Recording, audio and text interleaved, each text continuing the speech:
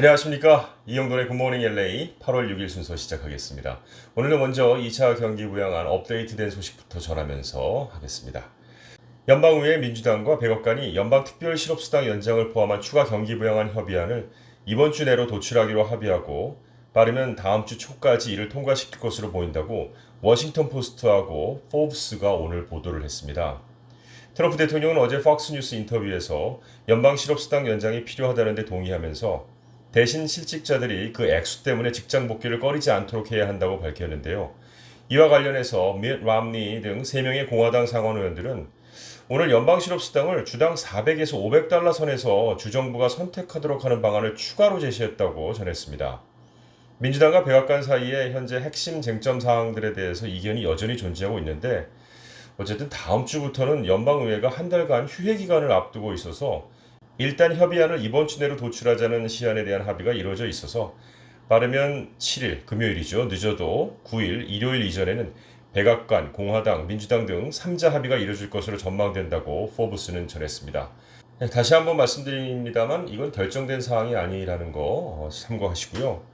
코로나19 피해 구제를 위한 급여보호 프로그램 PPP 대출을 받아서 사치품과 부동산 구입에 흥청망청 써버리는 등 도덕적 해이를 일삼은 사업가가 또다시 체포가 됐습니다.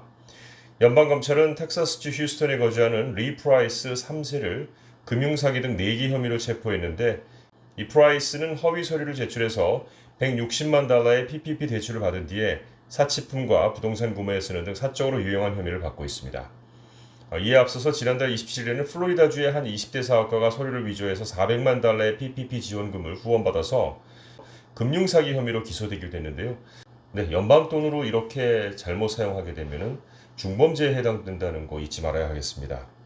다음 소식입니다. 코로나19 명령을 위반한 대규모 파티가 보고되자 에릭 가세티 LA 시장은 어제 파티장의 유틸리티를 차단하겠다고 강력하게 경고를 했습니다. 그러니까 이제 내일부터입니다. LAPD가 출동해서 해당 장소에서 대규모 파티가 벌어지는 것과 파티가 반복적으로 이루어진 증거를 확인하면은 48시간 이내에 물과 전기를 끊어달라는 요청을 유틸리티 컴퍼니에 하게 되는 거죠. 지난 4일 새벽 베버리 크레스트 저택에서 벌어졌던 대규모 파티 총격 사건이 계기가 된 거죠. 결국에는 막판에 총격이 발생해 35세 여성 1명이 숨지고 2명이 부상을 입은 가운데 200여 명에 달하는 참석자들 다수가 마스크를 하지 않고 사회적 거리두기도 지키지 않는 등 코로나 안전수칙을 무시한 것으로 드러났기 때문입니다.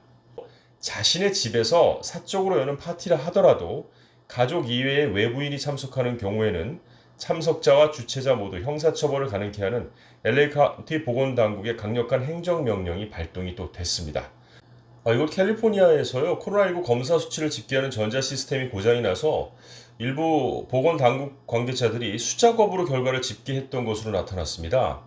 코로나19 감염 수치를 집계하고 분석하는 전자 시스템의 기술적 문제가 현재 계속되면서 실제보다 훨씬 더 적게 집계되는 결과로 이어지면서 바이러스 확산을 추적하는 캘리포니아주 능력에 영향을 미친다는 평가입니다. 그래서 그랬을까요? 지난 월요일에 주 평균 감염률이 지난 7일간 21.2% 급감했다고 게빈 뉴섬 주지사가 발표했는데 이것은 잘못된 것이다 라고 얘기를 하고 있습니다.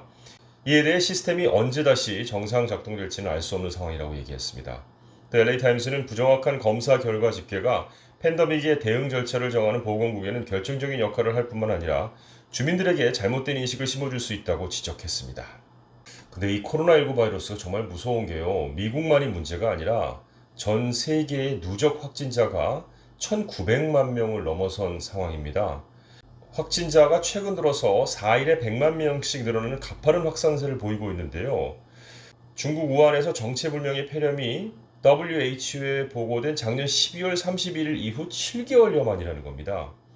국가별 확진자 수는 미국이 457만 3,741명, 브라질이 286만 명이 넘었고요. 인도가 196만 명, 러시아가 87만 명, 남아프리카 공화국이 52만 명이 넘어선 상태입니다. 최대 피해국인 미국에서는 플로리다, 캘리포니아, 애리조나, 뉴저지 등 일부 주에서 확산세가 거세지고 있는 거죠. 또 최근 들어서 전국의 사망자 발생 속도도 다시 빨라지고 있는 상황입니다. 그런데 NBC 방송에서 자체 집계를 해봤는데요. 미국에서 약 80초마다 한 명씩 코로나19로 숨졌다고 이렇게 말했습니다. 이런 가운데에서도 코로나19의 심각성이 정치 쟁점화하면서 보건정책에 혼선이 빚어지고 있다는 것은 참 안타깝지 않을 수 없습니다. 유럽에서도 초기에 대규모 창궐을 겪었다가 특정 수준 확산 억제에 성공한 독일, 스페인 등지에서 재확산이 현실화되고 있고요.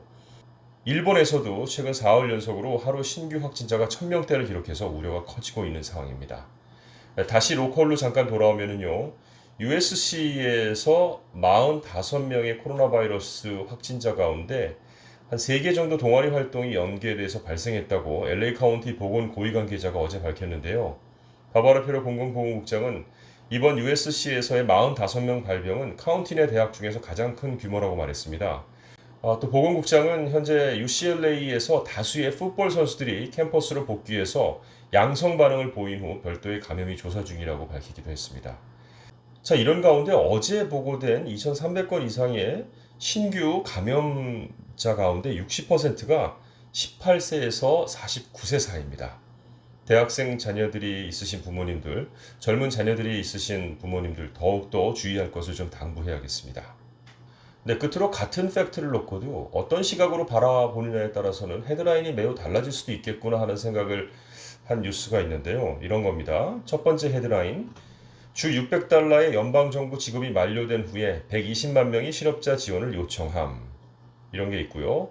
정리해고, 코비드-19 급상승 속에 120만 명의 근로자가 실업자 신청을 해서 총 5,500만 명을 넘어서는 위기 상황에 처해짐. 신종 코로나 바이러스 감염증 재확산 속에서 미국의 실직자 수 지난주 큰 폭으로 줄어. 이렇게 보는 시각도 있습니다. 똑같은 120만 명을 어떤 시각으로 바라보느냐에 따라서 헤드라인이 이렇게 바뀔 수도 있다는 것을 오늘 다시 한번 깨닫게 됐습니다. 같은 뉴스라도 어떤 시각으로 바라보느냐에 따라서 달라질 수 있음을 깨달은 하루였는데요. 그렇지만 오늘도 안전하고 건강한 하루 보내시기 바라겠습니다. 이영돈의 굿모닝 LA는 여기까지입니다. 고맙습니다.